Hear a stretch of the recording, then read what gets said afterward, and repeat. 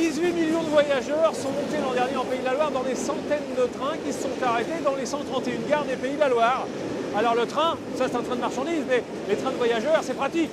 On peut se reposer, on peut lire, on peut faire des rencontres et on peut aussi travailler. D'ailleurs, la plupart des TGV aujourd'hui vous offrent le Wi-Fi à bord, la LGV a rapproché la Mayenne de Paris. Et puis quand on voyage en train, on réduit la fameuse empreinte carbone. Mais, il arrive parfois que les trains n'arrivent pas à l'heure. Et oui, il y a des problèmes, il y a des travaux dans les gares, sur les voies, il y a eu des pannes à répétition du côté de Montparnasse et ça a des répercussions sur le trafic. Et puis la politique tarifaire ne convient pas à tous les usagers qui sont des clients, qui payent leurs billets. Alors pour en parler, des invités, des reportages, où vont les trains, où va la SNCF et son partenaire, le Conseil régional en Pays de la Loire? Pour en parler, des invités, des reportages, Enquête de région commence, bienvenue.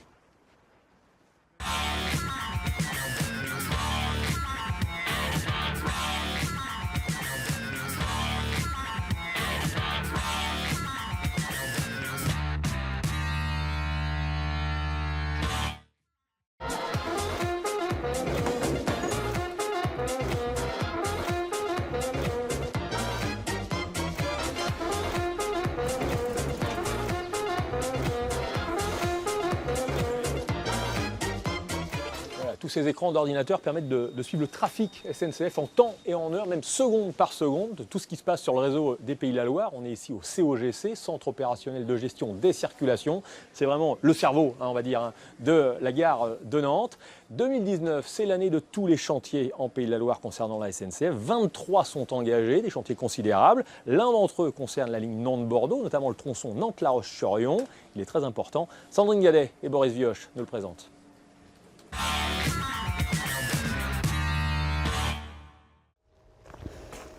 Voici ce qui est nécessaire pour un chantier SNCF d'envergure. 1240, 1450. Des traverses servant à jalonner 86 km de voies totalement rénovées. Ce sont des traverses béton, voilà, des nouvelles traverses. Alors vous voyez en fait qu'elles ont différentes tailles parce qu'elles ont différentes caractéristiques. En fonction des caractéristiques, elles seront positionnées à certains endroits dans la voie, soit dans les courbes, soit à proximité des passages à niveau. Il va en falloir combien ? En tout, on est à peu près sur 136 000 traverses pour l'ensemble du chantier. Les travaux sont colossaux. À ces 136 000 traverses viennent s'ajouter 120 000 tonnes de ballast et 172 km de rails. En 2019, c'est le plus gros chantier engagé par la SNCF sur le territoire national.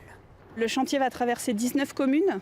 On aura des passages à niveau qui seront fermés. Il y a 40 passages à niveau qui sont concernés pendant le chantier. Les travaux se déroulent en 2 temps. Une première phase qui a commencé en janvier et qui vient de s'achever entre La Roche-sur-Yon et Clisson en journée. Une autre dès aujourd'hui et jusqu'à fin mai, nocturne celle-ci, entre Nantes et Clisson. Aucun train ne circule en journée, mais les allées et venues des trams-trains entre Clisson et Nantes sont maintenues aux heures de pointe, matin et soir. Et un service de car a été mis en place entre Nantes et Clisson, entre 8h30 et 17h. Ça allonge forcément un petit peu le temps de trajet, mais c'est le prix à payer pour un réseau entièrement rénové. Donc je vous rappelle, 5 mois de travaux jusqu'à fin mai. Christophe Huot, bonjour. Directeur de SNCF Réseau, pour faire simple et pour les non-connaisseurs, c'est tout ce qui est lié aux infrastructures de la SNCF. Nantes-La Roche, le chantier dont on vient de parler, c'est le plus important engagé en Pays de la Loire en 2019 ? Oui, c'est effectivement la plus grosse opération menée cette année. Nous engageons des moyens lourds avec un train-usine et plusieurs centaines de collaborateurs pour réaliser le renouvellement d'à peu près 90 km de voies. Et ça, c'est la ligne Nantes-Bordeaux, en fait. C'est l'itinéraire Nantes-Bordeaux, c'est le premier tronçon au départ de Nantes. Ça veut dire que ça va aller plus vite ensuite entre les deux villes ? Ça veut dire qu'il y aura plus de régularité et effectivement plus un gain en temps de parcours sur l'itinéraire avec également la totalité des travaux complémentaires qui seront réalisés à partir de cette année entre La Roche-sur-Yon et La Rochelle. Alors, il y a un autre trajet sur lequel beaucoup de clients aimeraient gagner du temps, c'est Nantes-Rennes. Certains s'étonnent qu'entre ces deux grandes capitales régionales, on n'ait pas un train qui aille plus vite. Alors il y a déjà eu une phase de modernisation qui a été réalisée l'année dernière et qui a permis quand même de gagner à peu près un quart d'heure sur l'itinéraire. Dans le cadre du contrat d'avenir qui a été conclu récemment entre l'État et le Conseil régional, il y a deux mesures qui sont prévues. D'une part, une mesure de modernisation de la signalisation et des systèmes entre Redon et Nantes. Et d'autre part, côté breton, un projet de réaliser un barreau neuf à grande vitesse à un horizon de moyen terme. Un barreau, c'est un tronçon. Un tronçon. À propos de signalisation, il y a beaucoup de clients qui nous ont appelés avant cette émission pour nous dire bah ouais, la signalisation est défectueuse, 5 fois par an par exemple, entre Nantes et Saint-Nazaire, il y a des problèmes sur les voies qui font que les voyants s'allument, on n'a pas d'explication et ça nous retarde. Ça s'explique ou pas? Alors, comme toute installation technique, on a parfois des pannes. Maintenant, les procédures à la SNCF sont très précises et on engage immédiatement des équipes pour intervenir sur le moindre dérangement et rétablir au plus vite les circulations dans leur mode normal. Alors, autre question d'un client de la SNCF qui va vous la poser lui-même, elle est liée à la sécurité. Ne pas oublier le dernier accident qui a eu lieu il y a un an, avec la mort de cette jeune étudiante fauchée par un train en gare des Commois. La SNCF avait promis de sécuriser ce passage piéton. L'année dernière, justement, au dernier comité de pilotage de ligne, nous avait dit que ça allait être fait. Aujourd'hui, il n'y a toujours rien de fait, donc on attend. Alors, il y a effectivement un drame qui s'est déroulé à Écommois et on pense naturellement aux familles des victimes. Maintenant, nous nous sommes engagés à réaliser des travaux et ces travaux seront effectués. On va concrètement déplacer le passage piéton qui était le point de danger. C'est-à-dire qu'on passe sur les voies face à la gare, quoi. Face à la gare, et donc l'installation va être déplacée. Par contre, on a besoin quand même d'un temps technique à la fois de conception et de réalisation de ces travaux. Ça ne se fait pas comme ça, c'est ce qu'on comprend. Mais est-ce que pour vous, c'est un chantier prioritaire? La sécurité, c'est prioritaire? Tout à fait. La sécurité, c'est la première priorité de la SNCF et ces travaux seront faits en 2020. Bon, à propos de travaux, le TGV, est-ce que c'est un chantier permanent? Là, on a entendu une petite annonce, tout à l'heure on a entendu une autre annonce comme quoi il y avait un retard à cause d'une panne électrique. On a l'impression qu'il y a beaucoup de pannes électriques depuis Montparnasse. On a l'impression qu'il y a beaucoup de TGV qui arrivent en retard. Le service s'est amélioré ou pas grâce aux infrastructures? Alors, globalement, toute circulation, on a un objectif d'avoir 90% des circulations qui partent à l'heure dans les gares de la région. Aujourd'hui, on a un peu plus de 80%. On est à 90% à 1 minute de décalage. Bon, il nous reste encore à progresser, mais globalement, on est tous sur une tendance positive et quand même la majorité des circulations sont effectuées dans les délais prévus par les horaires. Alors, la LGV, elle existe dans la région, notamment sur la Sarthe et la Mayenne. Elle a rapproché, si je puis dire, Laval de la capitale. Est-ce qu'on peut imaginer un jour une LGV ici, entre Nantes et Paris, dans la mesure où il n'y a pas eu d'aéroport à Notre-Dame-des-Landes? Et les deux dossiers, on le sait, il y a quelques années, étaient liés. Un aéroport, pas de LGV. Aujourd'hui, pas d'aéroport. Donc, LGV? Alors, il y a effectivement un projet qui est en réflexion. Maintenant, on est sur des horizons relativement longs. Hein. C'est un projet qu'on pourrait imaginer à l'horizon de 20 ans ou 30 ans. De premières études sont engagées. C'est un projet qui est difficile puisqu'on a un sujet de détermination d'itinéraire et d'insertion environnementale, notamment en proximité de la Loire. Donc le projet existe, mais il ne se fera pas tout de suite. Bon, on va attendre encore un petit peu. L'ouverture à la concurrence, c'est pour l'an prochain, pour les voyageurs. Est-ce que vous allez, parce que vous êtes deux structures indépendantes au sein de la SNCF, d'un côté le réseau, l'infrastructure, de l'autre côté la mobilité, les voyageurs, est-ce que vous allez privilégier ou pas votre société sœur? Alors naturellement non. Donc l'ouverture à la concurrence nous concerne à 2 titres. D'une part pour le service des TER et pour les trains intercités sur les itinéraires Nantes-Lyon et Nantes-Bordeaux. Et naturellement on sera complètement neutre vis-à-vis de tous les candidats, mais on le fera et c'est une obligation et on s'y tiendra. Bon, merci beaucoup Christophe Huot, on en sait plus sur l'avenir des infrastructures en Pays de la Loire. Alors vous êtes évidemment des milliers à prendre le train chaque jour dans la région des Pays de la Loire pour vous rendre au travail, au collège, au lycée, que sais-je. Certains d'entre vous empruntent notamment la ligne verticale Caen-Le Mans-Tours pour travailler près du Mans. ou éventuellement ensuite prendre le train au Mans pour aller à Paris. Parfois les horaires changent et ne concordent pas avec les correspondances. Alors le service est-il de qualité lorsqu'on emprunte un TGV ou une ligne secondaire? Pour en parler, il y a des réunions qu'on appelle les comités de ligne. Il y en a eu une récemment à Conneré dans la Sarthe à laquelle se sont rendus Yann Ledos et Marie Berthomé.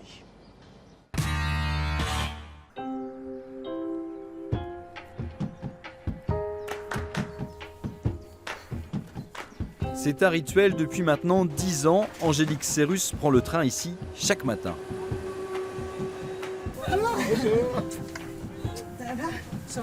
Son trajet quotidien, la Suze-Le Mans, départ 7h31, 20 km en tout pour rejoindre le cabinet d'études où elle travaille. Écologique, économique, le train reste son mode de transport privilégié. La Suze-Le Mans, c'est moins de 50 € par mois et la moitié pris en charge par mon employeur. En voiture, je mettrais beaucoup plus d'essence, plus d'entretien. 13 minutes pour venir au Mans. En voiture, je suis à 35-40 minutes et il faut que je trouve une place pour me garer. Donc oui, je suis attachée à mon train et j'ai pas du tout envie de lâcher ce mode de transport. Comme Angélique, ils sont près de 5000 voyageurs chaque matin à emprunter les voies ferrées pour se rendre au travail.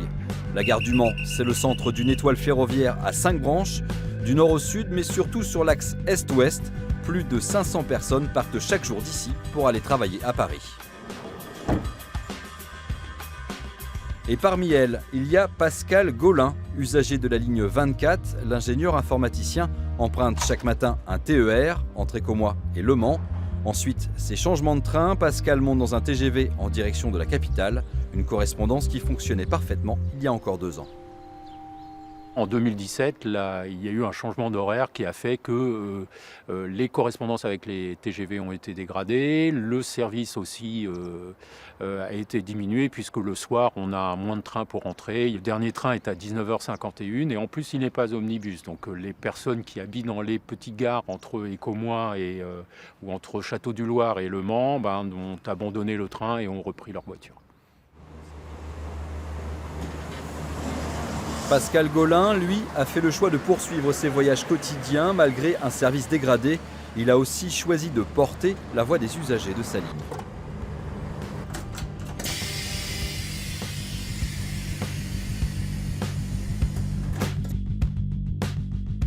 Une fois par an, la région des Pays de la Loire organise un comité de ligne, tout comme Angélique Cérus pour la ligne 21.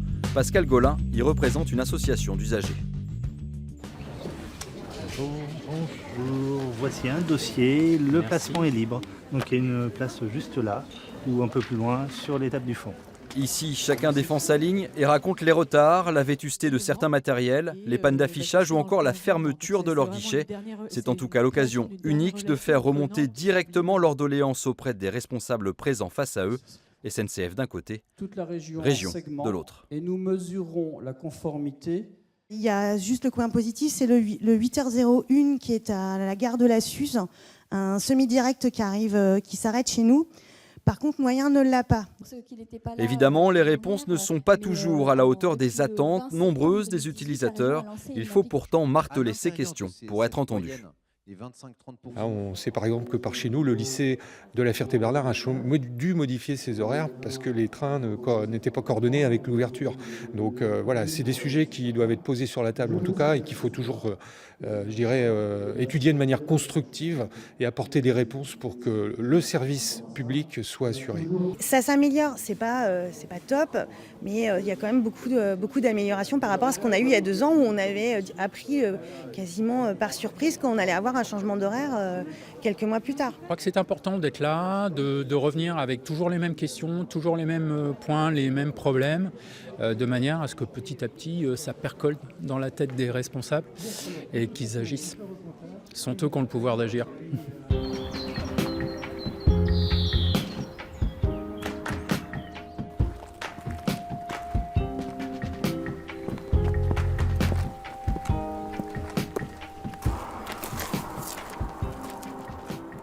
Il n'y a pas besoin d'aller très loin en fait.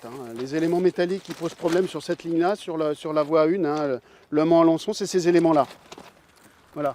Manque d'entretien et d'investissement, la ligne 24 qui dessert Caen, Le Mans et Tours est l'une des voies les plus dégradées du réseau départemental.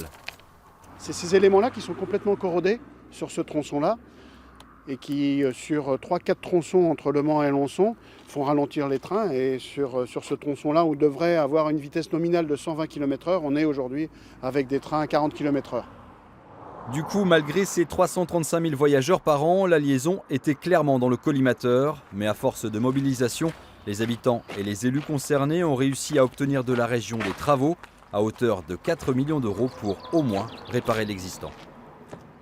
Pas de travaux, ça voulait dire qu'à court terme, la ligne était vouée à être supprimée, arrêtée. Très clairement, en termes d'attractivité pour une commune comme la Guerche, c'est majeur. Si on a des personnes qui achètent, qui louent chez nous, c'est parce qu'effectivement, vous avez ce service TER qui nous met la gare du Mans à 14 minutes. Demain, l'arrêt hôpital-université à 10 ou 11 minutes. C'est un atout formidable. Cette nouvelle desserte au Mans entre hôpital et université, c'est une des raisons d'espérer pour le maire de la Guerche. Sa ligne, mais aussi celle en provenance de Laval, pourrait chacune y faire halte. Le bassin d'emploi est ici le plus important du département. Un arrêt du train face à l'arrêt du tram, une aubaine pour les habitants de la couronne nord du Mans. Sa mise en service est prévue pour 2023.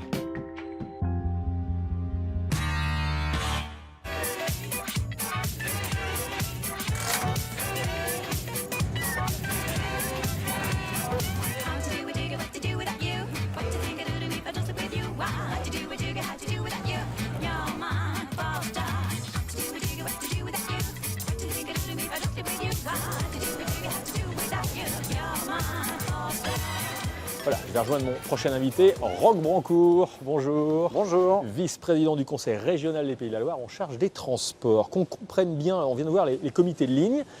C'est vraiment utile, ces réunions où on laisse parler les clients? C'est très utile, d'abord parce qu'on les laisse parler, donc on les écoute et on a les remontées des clients, comme vous dites, mais aussi des associations d'usagers, des élus. Mais vous en tenez compte? Ou alors c'est les paroles en l'air? Ça les soulage, et puis après on fait notre Pas business du tout. entre nous. D'abord, ça permet d'apporter des réponses à certaines questions qu'ils posent, et puis d'autre part, on en tient compte dans les évolutions futures de l'offre de transport. On essaye d'en tenir compte. Chaque fois que techniquement et financièrement c'est possible, on le fait. Pour faire fonctionner les TER sur la région chaque année. Bon, vous avez un moyen de quoi? Vous êtes dans un rapport partenarial ou un rapport un petit peu conflictuel? Vous avez moyen de faire pression sur la SNCF pour avoir des résultats, pour avoir plus de trains, pour avoir des rames plus grandes, parce que souvent beaucoup de TER sont pleins. Alors ça dépend. Il y a des moments où on est dans le partenariat, des moments où on est plus dans la pression. On n'obtient pas toujours ce qu'on veut, loin de là. Mais on essaye d'obtenir que SNCF nous écoute davantage, fasse évoluer ses modes de fonctionnement et soit plus à l'écoute des usagers. C'est le cas d'une manière générale, c'est pas toujours possible. Et puis parfois, on a du mal nous-mêmes, la région, à comprendre pourquoi quelque chose ne fonctionne pas, mais c'est pour ça qu'on dialogue et on a des réunions régulièrement avec la SNCF pour essayer de faire progresser les choses. Les horaires des TER, c'est vous qui les fixez? Les horaires, c'est nous qui les fixons, qui les définissons, mais en fonction des contraintes qui nous sont données par SNCF Réseau. Est-ce qu'il y a de la place pour faire passer un train de plus? Est-ce qu'on peut faire circuler un train 5 minutes plus tôt, 5 minutes plus tard, 10 minutes plus tôt, 10 minutes Donc les plus tard? changements d'horaire, c'est vous. Alors à ce propos, on va vous C'est faire nous, écouter. mais à l'intérieur des contraintes de qui la nous sont SNCF fixées. Réseau. Voilà. Je vais vous faire écouter la question d'un téléspectateur. Il est Manceau et il vous parle justement de ses horaires et de ses correspondances. On l'écoute. Malgré les messages de la région disant que les horaires avaient été améliorés, les correspondances améliorées, il se trouve que pour nous, ce fut le contraire. Le service a été dégradé. Donc aujourd'hui, je ne sais toujours pas pourquoi. Je ne comprends toujours pas pourquoi. Alors, effectivement, j'ai bien entendu cette question l'autre soir lors du comité de ligne. C'est quelque chose auquel on fait très attention, les correspondances. Malheureusement, on n'arrive pas toujours, avec la SNCF, à obtenir satisfaction parce que dans une gare comme celle du Mans, il y a énormément de trains qui rentrent et qui sortent sur des périodes très contraintes. C'est ce qu'on appelle les heures de pointe. Parce que bien entendu, très tôt et la fin d'après-midi. Tout le monde veut prendre le train plus tôt. Il y a quand même des même collèges temps. et lycées qui ont dû changer leurs horaires pour s'adapter à vos horaires. C'est pas nos horaires, c'est vos les horaires. Les horaires que vous avez décidés en fonction des SNCF Réseau. Oui, mais il faut comprendre que par exemple à la gare du Mans, il y a des trains qui arrivent de Paris, des trains qui arrivent d'Alençon, des trains qui arrivent de Tours, des trains qui arrivent d'Angers, des trains qui arrivent de Laval. Donc c'est un nœud ferroviaire. Et c'est parfois difficile d'obtenir que les gens qui arrivent de Laval, d'Angers, de Tours, d'Alençon et de Conneré, par exemple, puissent arriver tous à la même heure pour arriver dans le collège. C'est un casse-tête et vous faites du mieux que vous pouvez, c'est ce que vous nous dites. Et c'est pour ça qu'on a besoin de discuter, d'écouter les usagers, les établissements scolaires. Et parfois la concertation, dans le passé, n'a pas toujours été assez bien faite Donc maintenant, on est un peu dans la concertation permanente. Les tarifs, c'est vous qui les fixez aussi? Les tarifs, c'est la région qui les fixe. En fonction de ce que vous investissez pour faire une opération blanche, pas forcément faire du bénéfice, mais que ça ne vous coûte pas trop. Alors, il faut savoir que le TER, de toute manière, c'est déficitaire. Dans la région, il est à peu près dans toutes les régions de France, l'usager, il paye en moyenne un quart du prix du billet, et les 3/4 restants, c'est le contribuable, le budget régional. Un an Tanger, c'est combien en TER? Un an Tanger plein tarif, c'est 16 €. Mais vous avez moitié moins qu'en TGV? Non, parce que, alors, pas forcément, mais un abonné TER, en revanche, lui, il va payer que 2 € par exemple. Alors qu'un non-abonné, il va payer 16 €. Donc vous voyez, il y a des grandes différences entre les abonnés et les usagers occasionnels. Et c'est pour ça qu'on a fait un peu évoluer les tarifs, pour que les occasionnels payent un tout petit peu moins cher et les abonnés un tout petit peu plus cher. Bon, alors vous avez regroupé tout ça, tout ce qui est transport, dans une formule que vous appelez ALEOP, A-L-E-O-P, qui compte les TER, les transports en cars régionaux, tout est regroupé au sein de ça. Néanmoins, il y a la concurrence qui arrive bientôt. Ouais. Vous avez pour objectif de faire passer à 2021, de faire augmenter de 10% le nombre de voyageurs en TER, grâce à la concurrence, donc avec d'autres ou avec la SNCF?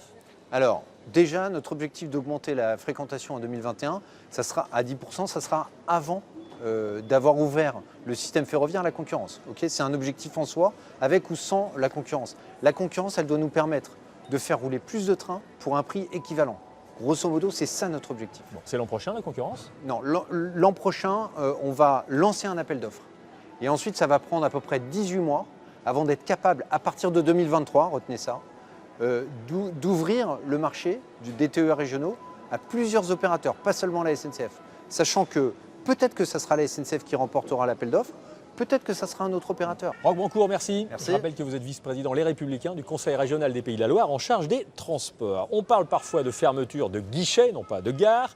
Il y a des gares en tout cas qui ouvrent. Le 10 décembre dernier, la gare de Trélazé en Maine-et-Loire, aux portes d'Angers, rouvrait ses portes et ses quais aux passagers. C'était nécessaire, vu le nombre d'habitants qui va croissant dans cette commune de la périphérie angevine. Les deux gares, celle d'Angers-Saint-Lô et celle de Trélazé, étant maintenant à 5 minutes l'une de l'autre. Éric Aubron et Gwenelle Riet.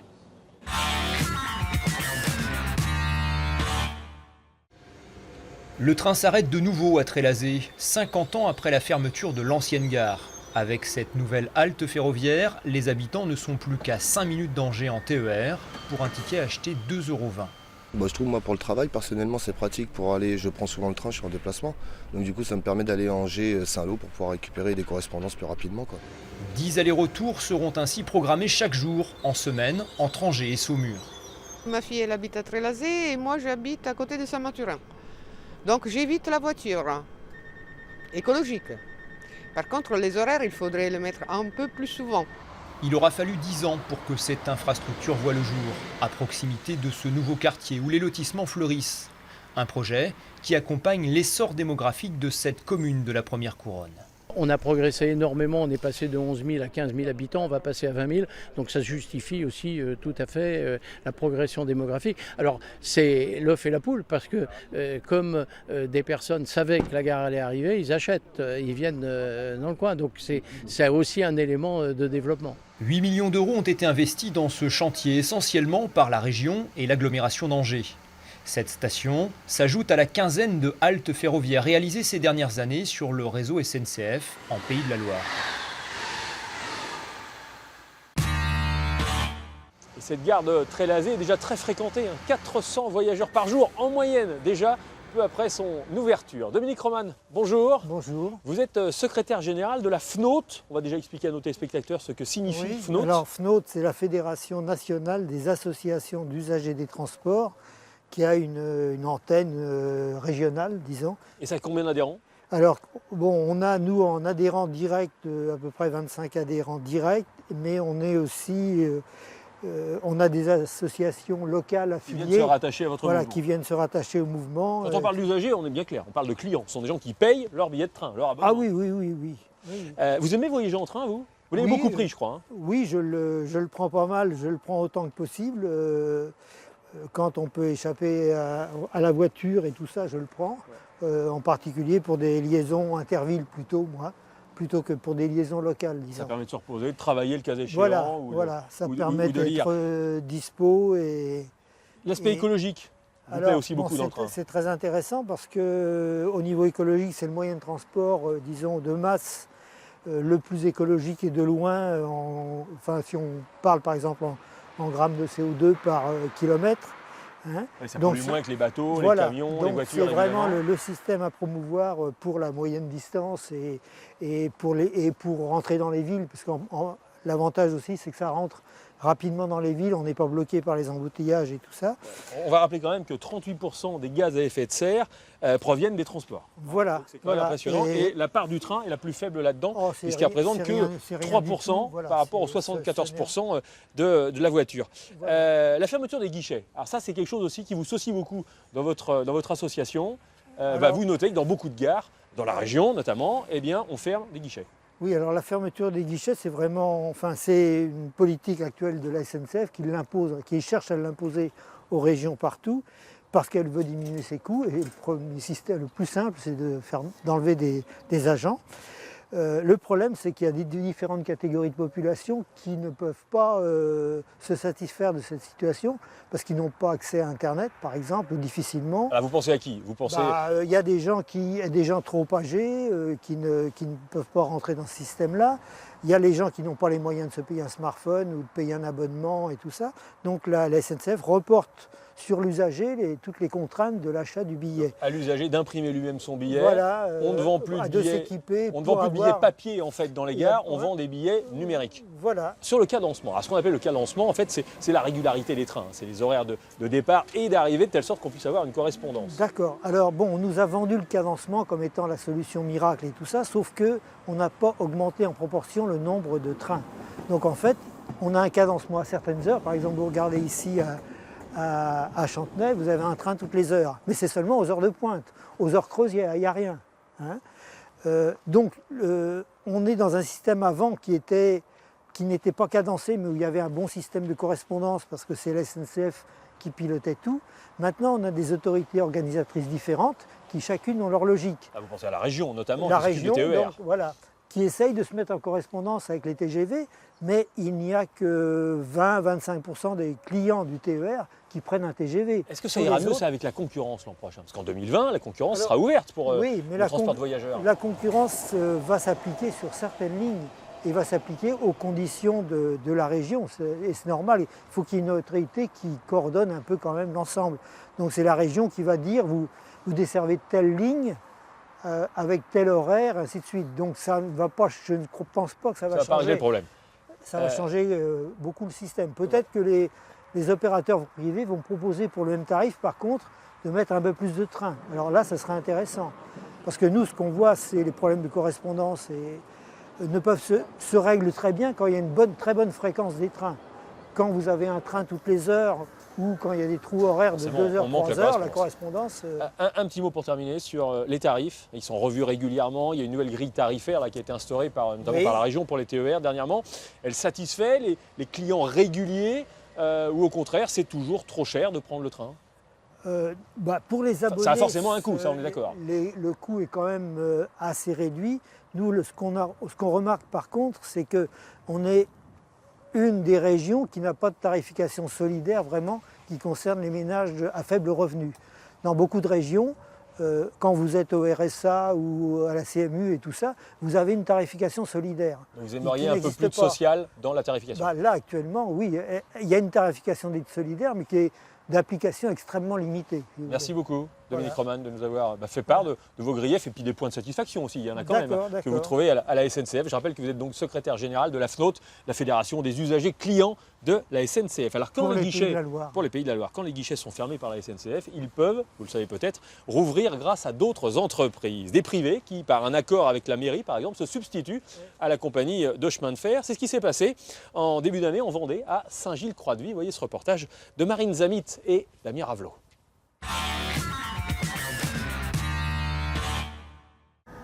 Ce matin, légère panique pour certains usagers de la gare Saint-Gilles-Croix-de-Vie. Pourquoi le train qui va sur Nantes est en retard là? Qui va sur Nantes parce qu'il a percuté des sangliers. Il a percuté quoi? Des sangliers. Oh putain. Il aura un retard de combien de temps? Il a un retard de 45 minutes. Heureusement pour eux, un agent est là pour les rassurer. J'ai changé mon train pour un autre TGV. Donc la personne au guichet pour vous a été utile? Oui, tout à fait, absolument, heureusement, oui. Sinon, je ne sais pas comment j'aurais fait. Là, oui. Il nous avait renseigné, il nous avait dit faut descendre à telle gare pour aller à tel hôpital et tout. Il avait été très nécessaire. Je ne vois pas pourquoi faire à des machines, à des robots. Quand ça tombe en panne, on n'a pas d'explication, on n'a rien. Donc je pense qu'il est nécessaire de garder le guichet avec du personnel. Et ça fait de l'emploi. Pour continuer d'animer la gare et sauvegarder ce guichet, la mairie a fait appel à 2 entreprises locales de transport. Après 6 mois de négociations avec la SNCF, la compagnie vendéenne et Non Ballet reprendront la main dans la vente des billets de train. Et ce, dès le 1er juillet prochain. L'opportunité de pouvoir nous installer dans ce bâtiment qui est quand même magnifique et situé au cœur de la ville de Saint-Gilles-Croix-de-Vie permet d'avoir une visibilité intéressante pour le développement de notre entreprise. À terme, nous risquons d'embaucher du personnel supplémentaire pour pallier à cette activité complémentaire. Concrètement, cette agence de voyage disposera d'un logiciel spécifique, Mobiléo. Et avec environ 1000 personnes de passage dans la gare chaque jour pendant la haute saison, elle risque bien d'avoir du boulot.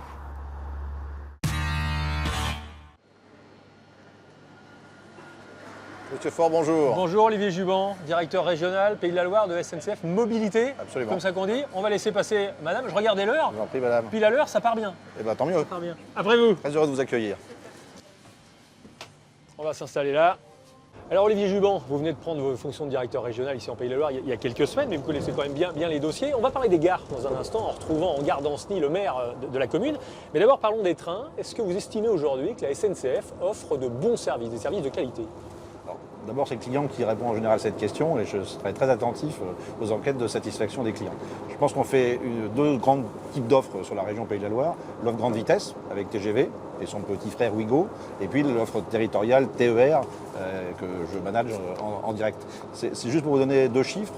De l'ordre de 32 000 passagers jour sur TGV et 46 000 et quelques sur TER. C'est presque le Stade de France tous les jours. Bon, alors des gens qui sont contents ou qui n'ont pas forcément le choix, ils doivent prendre le train pour aller travailler. Justement, à propos de travail, ça s'est amélioré dans les TGV avec le Wi-Fi. On a quasiment partout maintenant. Disons que la moitié des rames sont équipées et plus ça va, plus elles seront équipées avec l'arrivée de la nouvelle génération des rames Océane. Du coup, vous avez rendu peut-être vos clients un petit peu plus exigeants. Je vous propose d'écouter la question de l'un d'eux. Comment faire que le train, les 2 heures minimum par jour qu'on y passe, soit aussi un espace de travail?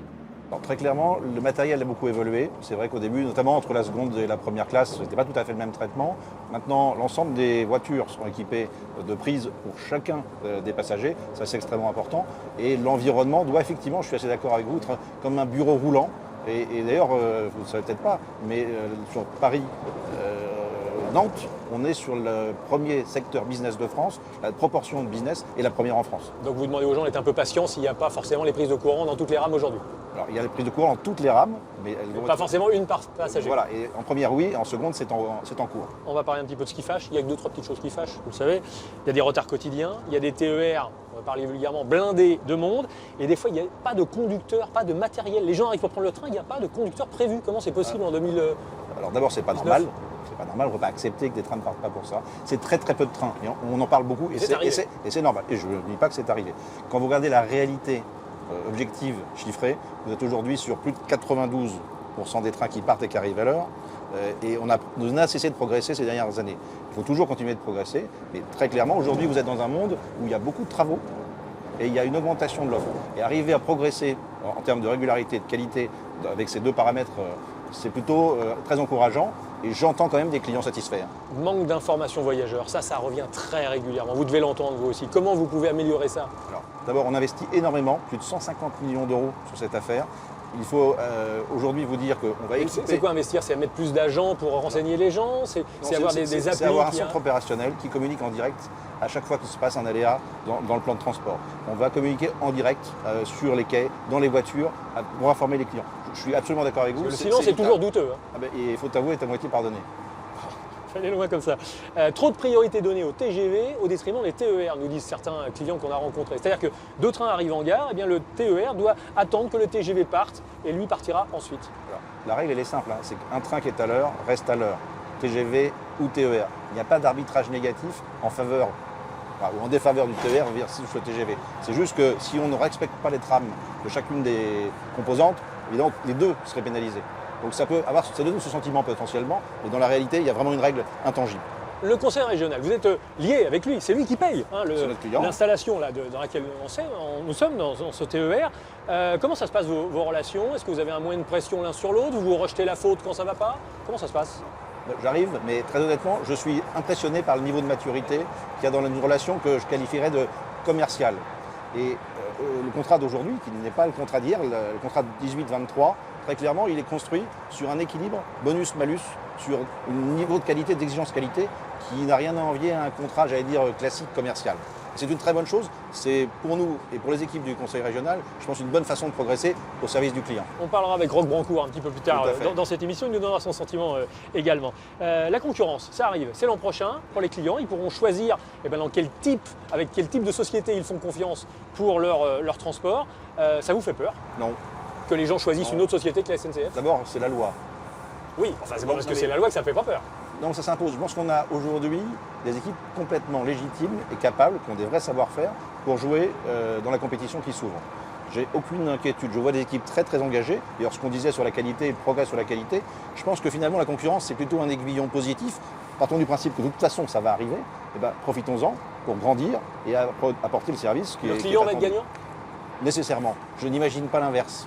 Et comment vous allez stimuler vos équipes pour faire en sorte de garder tous vos clients aujourd'hui? Pour avoir managé depuis quelques années des cheminots, j'avoue que je suis toujours très impressionné par leur capacité de rebond, d'inventivité. Et je pense que la concurrence va vraiment aider à peut-être d'ailleurs inventer une autre façon de produire, d'imaginer des offres pour nos clients. Ça veut dire des prix moins élevés? Ça veut dire des coûts moins élevés. Pour vous, et donc ça va se répercuter sur le client? La gamme tarifaire, c'est la région qui décide des prix. Mais la région, elle nous demande effectivement de baisser les coûts, et c'est légitime, c'est de l'argent public, et on est aujourd'hui, vous le savez, dans un devoir absolu de faire attention à l'argent public. Un petit mot sur la réforme, et notamment cette dette qui vous accable, 46 milliards d'euros. Là, c'est tout SNCF, les de mobilité et réseau. 35 milliards repris par l'État, donc c'est la collectivité qui va payer, c'est le jeu. Qu'est-ce que vous allez faire du coup? Vous n'avez plus votre dette à rembourser, vous allez investir? Qu'est-ce que vous allez faire? Aujourd'hui d'abord c'est très essentiellement la dette de réseau et c'est une très bonne nouvelle puisque ça veut dire que de l'argent frais va être remis pour rénover ce réseau. Et même si aujourd'hui de temps en temps c'est un peu compliqué de circuler entre les plages travaux, c'est quand même fondamentalement une excellente nouvelle de voir qu'on met de l'argent public sur un réseau ferroviaire au service de la collectivité. Très bien. Je regarde Gundor parce qu'on va arriver en gare d'Ancenis dans quelques instants, on va retrouver le maire d'Ancenis. En dehors de celle de Nantes, d'ailleurs il faut savoir que la gare d'Ancenis est l'une des 3 plus fréquentées en Loire-Atlantique avec celle de Clisson et Savenay. 4000 personnes y passent chaque jour. Une gare qui a vu ses horaires d'ouverture, tout du moins ses guichets réduits depuis début janvier. Actuellement il y a des tests. Le guichet n'est pas ouvert aux mêmes heures et le point sera fait en octobre. Et des guichets qui ferment, il y en a dans la région. Exemple en Mayenne, à Évron, c'est à 35 km à l'est de Laval. 9000 habitants, 15e gare de la région. Est-ce que ça va changer des choses? Voyons cela avec Pierre-Éric Cali et François Bobet.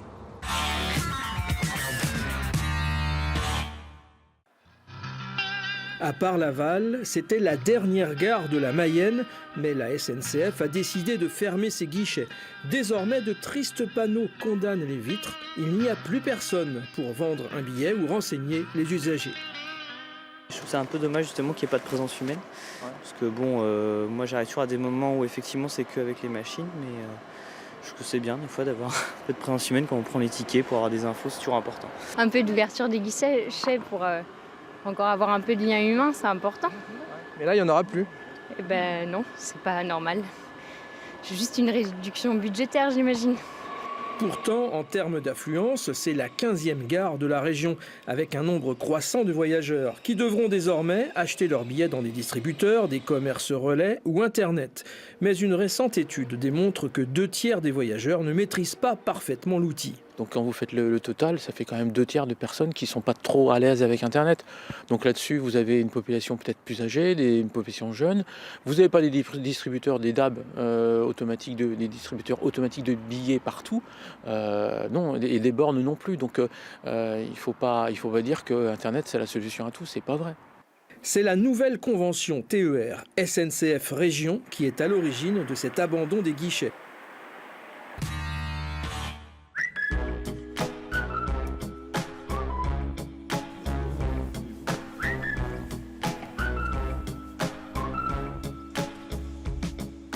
Alors Olivier Juban, on va retrouver Jean-Michel Tauby, le maire d'Ancenis. Monsieur le maire, bonjour. Bonjour. Merci de nous avoir rejoints. La fermeture des guichets et l'apparition des guichets mobiles, voilà ce qui inquiète nombre d'élus, dont vous sans doute, on va en parler dans un instant. En tout cas, à Luçon, en Sud-Vendée, c'est le cas. Il faut savoir qu'il crie au secours. Fontenay-le-Comte, à côté, a vu son dernier guichet fermé l'été dernier. Jean-Michel Tauby, maire d'Ancenis, vous avez conservé votre guichet. Est-ce que c'est définitif ou est-ce qu'il y a encore des menaces? L'avenir nous le dira. C'est vrai que la fermeture des guichets a été le point de départ de notre mécontentement sur la gare, sur les évolutions de la gare. En fait, vous craignez qu'il n'y ait plus de guichet, que tout soit automatisé ou par smartphone, 100% web. Tout à fait. Ça, c'est vraiment la politique que vous développez, Olivier Juban? D'abord, il faut tenir compte de l'évolution, de la capacité de nos clients à entrer dans le train. Et effectivement, si vous regardez les chiffres, c'est assez impressionnant en 2 ans. Il y a 2 ans, on vendait un ticket de TER, 1 sur 4 était vendu par le web. Aujourd'hui, c'est plus de 2 sur 3.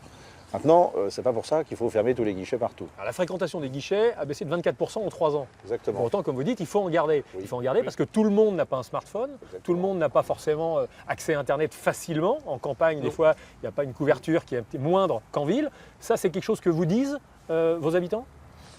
Sur la couverture numérique, c'est sûr que nous, on n'est pas couverts partout. Hein, et on a aussi des gens d'un certain âge qui ne sont pas formés à cela. C'est pour ça que la décision assez brutale et au départ sans concertation m'a fait mobiliser les élus autour de ces sujets-là. C'est que la SNCF n'est pas venue vous dire, Monsieur Tauby, on va fermer le guichet. Vous l'avez découvert? Pas trop à l'avance, non. Mais du coup, on a eu cette capacité à négocier avec la région et avec la SNCF pendant plusieurs semaines, de façon à ce qu'on puisse faire les choses progressivement. On expérimente, je pense que c'est très important, les horaires de guichet. Oui. On consulte les habitants d'Ancenis sur ce que serait la meilleure adéquation entre leurs besoins et les horaires d'ouverture des guichets. Voilà. Et on a un taux de retour aujourd'hui qui est assez intéressant. Et puis, on va aussi vers les habitants d'Ancenis sur comment est-ce qu'on peut plus facilement accéder au train. On a fait deux séances où il y a eu plus de 50... habitants qui sont venus par séance. Il y a vraiment ce côté pédagogique. Il faut aussi qu'on aide nos clients à évoluer. Alors là, ce que vous pouvez nous dire devant M. Tauby, devant témoin, que le guichet va être conservé. Parce que là, ce sera une catastrophe, on comprend. En fait, aujourd'hui, moi, ce que j'apprécie sur le sujet, ça a été pas forcément facile dès le départ, c'est qu'il y a une expérimentation. On vient de terminer une expérimentation sur l'après-midi, ouverture du guichet l'après-midi, avec un cahier de doléances ou un cahier où les gens peuvent faire leurs remarques. Et là, depuis hier ou aujourd'hui, le guichet est ouvert le matin. Mais il y a encore 40% des gens qui achètent leurs billets au guichet. Donc il y a une nécessité, c'est utile un guichet. D'abord, les guichets sont utiles, il ne s'agit pas qu'il y ait de zéro guichet. Il y a aussi d'autres façons. Aujourd'hui, on développe beaucoup des gares mobiles. On va encore investir dans 2 gares mobiles.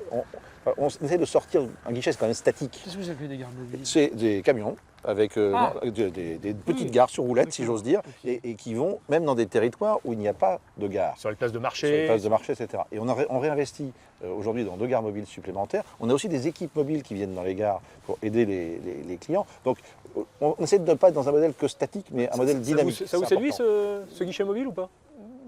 Oui, non, mais c'est bien. Il y en a eu 2 là, qui sont venus ici autour de la gare.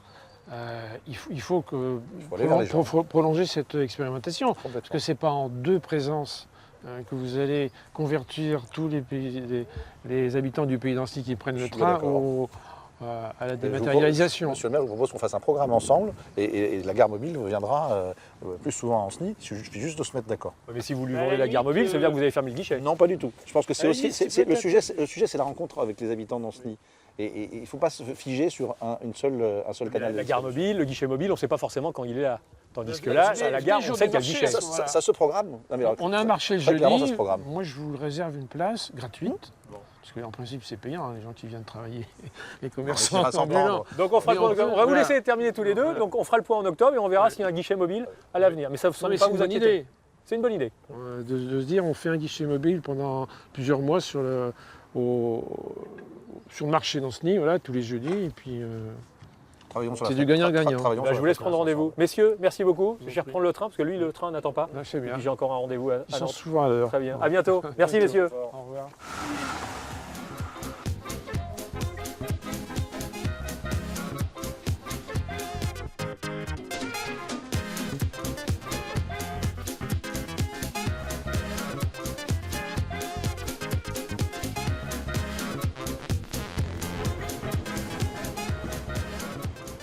Voilà, et des quais de la gare d'Ancenis, nous voici de retour sur le parvis nord de la gare de Nantes. Aurélien Hamon, bonjour. Bonjour. Syndicaliste CGT, responsable d'ailleurs des cheminots CGT des Pays de la Loire, agent d'escale sur les quais, ça c'est votre métier de base? C'est mon métier de base, oui. Ça fait un petit moment que vous n'êtes pas allé sur les quais? Ça fait quelques années. Ça fait 12 ans que vous avez vos responsabilités. Est-ce que la CGT, peut-être une image, un petit cliché que je vais vous dire, mais est toujours dans la contestation ou pas? Alors, elle est dans la contestation à partir du moment où elle ne partage pas un certain nombre d'orientations de la direction du gouvernement, mais elle ne se contente pas de contester, elle propose aussi, elle porte des propositions avec les salariés, quitte à aller jusqu'à la mobilisation si elle a des difficultés à se faire entendre. Il y a une grande réforme ferroviaire qui est engagée pour votre entreprise. Avant de contester, est-ce que vous trouvez ça bien ou est-ce que vous faites des propositions pour que ce soit encore mieux? Alors, une réforme est nécessaire. Ça, la CGT a toujours été très claire sur ce sujet. En revanche, celle qui a été engagée par le gouvernement, écrite de la main d'ailleurs de M. Pépi, n'est pas celle qui va améliorer Pépi, le PDG. Le PDG de la SNCF n'est pas celle qui va contribuer à améliorer la qualité de service pour les usagers. Et pourquoi? Tout simplement parce qu'au lieu d'avoir un système ferroviaire global, qu'on appelle un système intégré, où l'intérêt des usagers est placé au cœur des préoccupations de l'entreprise. On a un système qui est séparé maintenant d'une entreprise, on est passé à 3 entreprises avec des intérêts divergents les uns des autres, d'abord des intérêts financiers et où finalement l'intérêt de l'usager passe en queue de peloton. Donc vous avez l'impression que les gens qui vont prendre le train, les clients, qu'on peut appeler aussi les usagers, vont perdre en qualité de service, les trains ne seront plus à l'heure alors qu'on nous dit qu'à 90% d'entre eux ils le sont. Qu'est-ce qu'ils vont perdre ces clients? Ils vont perdre effectivement la régularité qui est quand même déjà en forte dégradation. Si je prends d'ailleurs un exemple très concret, alors c'est pas sur la régularité mais c'est sur le nombre de suppressions de trains. En 2017, au 31 décembre 2017, on n'a pas de statistiques plus récentes, au 31 décembre 2017 c'était 2700 trains supprimés sur la région des Pays de la Loire, alors 2700 trains TER, donc des régionaux, quand la région d'à côté d'ailleurs en supprimait 10 fois moins, 270 sur la même période. Le conseil régional dit qu'il y a des trains en plus cette année. Oui, mais justement, statistiquement, ça fait augmenter. On en a perdu et du coup, on les fait remonter après. Parce qu'on fait ça avec moins de personnel.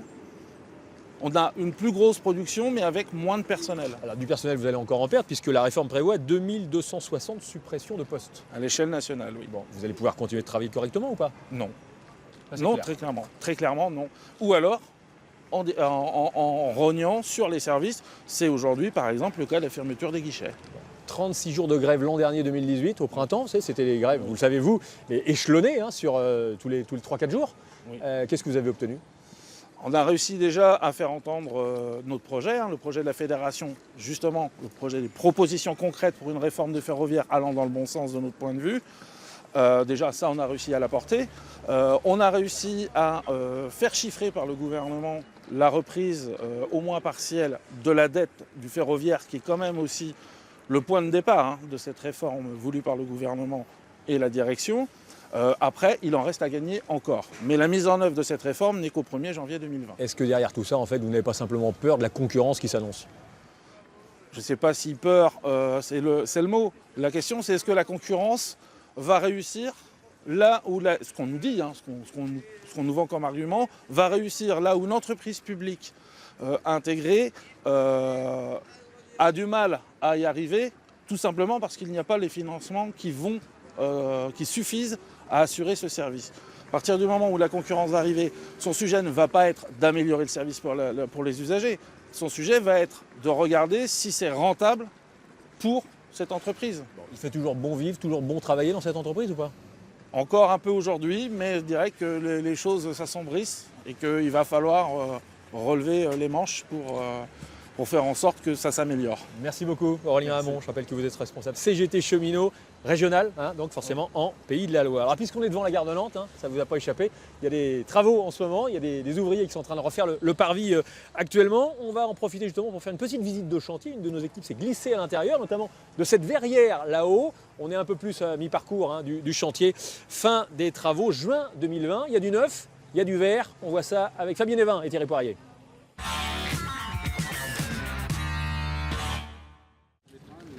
Visite de chantier de la nouvelle gare de Nantes. Encore un peu plus d'1 an de travaux avant l'ouverture au public prévue en juin 2020. Elle est conçue pour accueillir jusqu'à 25 millions de passagers par an. On avait une gare un peu désuète qui datait des années 60, 70, qui a été rénovée partiellement en 98, mais qui ne correspond plus aux besoins d'aujourd'hui. Donc je pense qu'on redonne un objet pour les 20 ou 30 prochaines années qui va vraiment permettre de donner un autre visage à la gare, à la ville et à la région. Un tiers de la mezzanine de verre est déjà visible. Longue de 160 mètres, elle culminera à 18 mètres de haut. Elle accueillera une quinzaine de commerces et offrira aux voyageurs un panorama à 360 degrés. Ici, on découvre des points de vue sur Nantes qu'on ne connaissait absolument pas. Ce sera quasiment une sorte de rue suspendue qui va rejoindre au nord ce lien avec le Jardin des Plantes que nous avons voulu imaginer. Et puis au sud, Euronantes, Prégaucher, Malakoff, c'est en quelque sorte un trait d'union de la ville qui est proposé. Les abords de la gare sont aussi en chantier. Malgré l'inconfort des travaux, les usagers sont impatients de découvrir leur nouvelle gare. Moi, je trouve ça super. Hein. J'ai hâte de voir la fin des travaux. J'aime bien le haut, tout en verre, comme ça, tout transparent, c'est très bien ça. Ça, c'est chouette. Là, pour le moment, j'attends de voir ce que ça donnera, une fois que ça sera terminé. Voilà. Avec ce nouvel édifice, c'est tout le centre-ville de Nantes qui se métamorphose. Végétalisation des voies de tramway, accès direct au Jardin des Plantes, la nature gagne petit à petit du terrain au cœur de la métropole.